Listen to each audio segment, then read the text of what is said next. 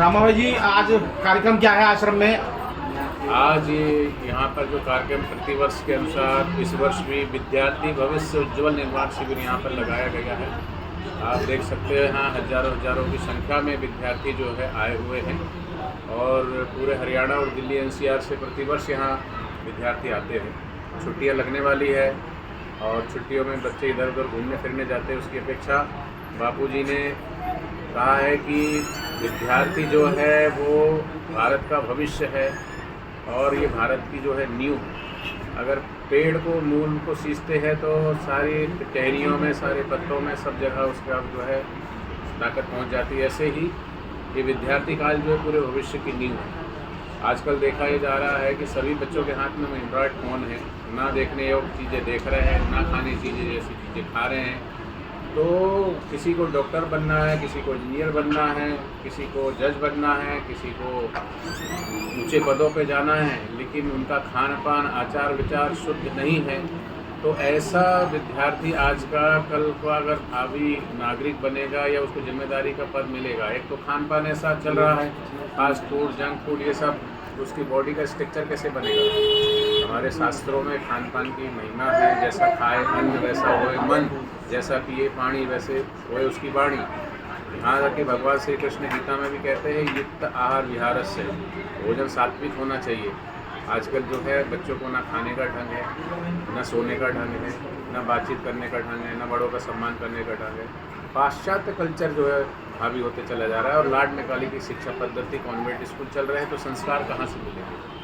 तो ये विद्यार्थी भविष्य उज्ज्वल निर्माण शिविर जो है विद्यार्थियों को उनके भीतर की सोई हुई शक्तियों को जगाने के लिए बापूजी जो प्रयोग बताते हैं, उन प्रयोगों के द्वारा उनकी सुषुप्त शक्तियों को जगा करके, जैसे बीज में वृक्ष है, चकमक में आग है, ऐसे हम बच्चों को बोलते हैं तुम्हारा ईश्वर, तुम्हारा साईं तुम्हारे अंदर जाग सके बेटा। तो यहाँ पूरी दिनचर्या उनको बताई जाती है। सुबह 4:30 बजे उनको उठाया जाता है, 4:30 बजे से लेकर के शाम को 8-9 बजे तक पूरी दिनचर्या होती है। उसमें क्लासें लगती है अलग अलग, योगा, प्राणायाम, ध्यान और जो है सत्संग के द्वारा, दृष्टांतों के द्वारा, महापुरुषों की, संतों की जीवनी, अनेक प्रकार की चीज़ों के द्वारा उनके अंदर संस्कार सिंचन किए जा रहे हैं। कितने दिन तक ये शिविर चलेगा? ये शिविर जो है गुरुवार को शुरू हुआ है, अर्थात 14, 15, 16 और 17 ये 4 दिवसीय शिविर यहाँ पर प्रतिवर्ष होता है। तो इस वर्ष भी यहाँ संत सियासाराम जी आश्रम आकड़ी यहाँ पर ये शिविर लगाया गया है, जहाँ दिल्ली एनसीआर और हरियाणा के बहुत सारे ज़िलों से यहाँ पर बच्चे और बच्चियाँ दोनों आए हैं। बच्चों को जो है विद्यार्थियों को खाने पीने रहने की व्यवस्था यहीं है। रात को जो है बच्चियों को रुकने की व्यवस्था आश्रम से बाहर NIT 3 में किया गया है, क्योंकि यहाँ पर महिला और बच्चियों को रुकना वर्जित है। तो बच्चे और उनके अभिभावक जो है वो यहाँ रुकते हैं और बच्चियाँ, उनकी जो माँ है वो उनके बच्चों के साथ रुकती है, उनकी अलग व्यवस्था है। मातृ पूजन दिवस आपने शुरू किया आश्रम ने, जिसका आज देखिए बहुत ज़्यादा फर्क पड़ रहा है। तुलसी पूजन किया, लोग घरों में तुलसियों की भी पूजा कर रहे हैं। वहीं जो बच्चे हैं उनको बताया जा रहा है कि भाई गलत है 14 तारीख बाकायदा आप मातृ पूजन दिवस करें, तो उसमें भी बहुत फर्क पड़ा है। लोगों में बहुत सी जागरूकता आश्रम के द्वारा फैलाई जा रही है लगातार। क्या कहेंगे इस बारे में? देखो, बोलते हैं कि जब जब प्रगटे संतजन, धन्य हो युग काल, जहाँ जहाँ विचरण करे भुवे देश की। भगवान रामचरितमानस में भी कहते हैं जब जब बाढ़ आई अदम अधीरा तब तब धरि प्रभु मनुष्य शरीरा।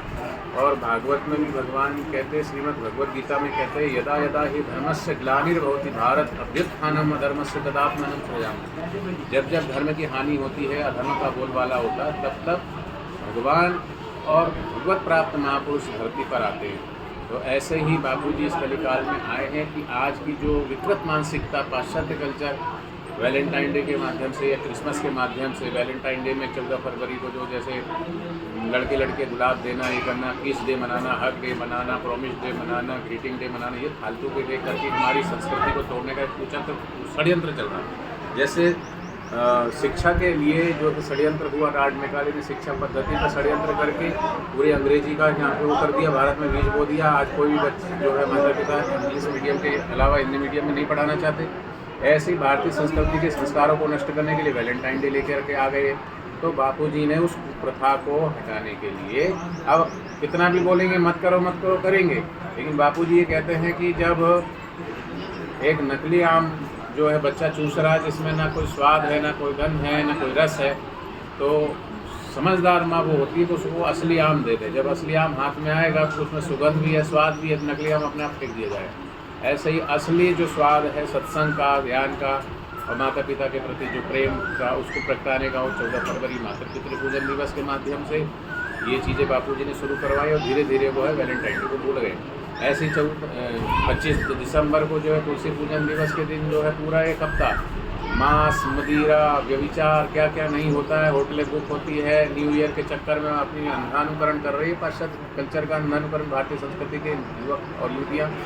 तो फिर बापूजी ने कहा कि 25 दिसंबर को जो है तुलसी पूजन दिवस मनाओ और अपनी संस्कृति को पहचानो। पर्यावरण की शुद्धि होगी, तुलसी के पत्ते खाने से स्मरण शक्ति बढ़ती है, तुलसी का पूजन होता है, भगवान की विष्णु की क्रिया है, तुलसी में अनेक प्रकार की बीमारियों को ठीक करने का। तो वैज्ञानिक और आध्यात्मिक जो उसके अंदर रहस्य छुपा है उसको उजागर करके महापुरुष ने वो शुरू करवाए हैं। चाहे वो मातृ पितृ पूजन दिवस है, वो शिव पुराण के अंतर्गत है।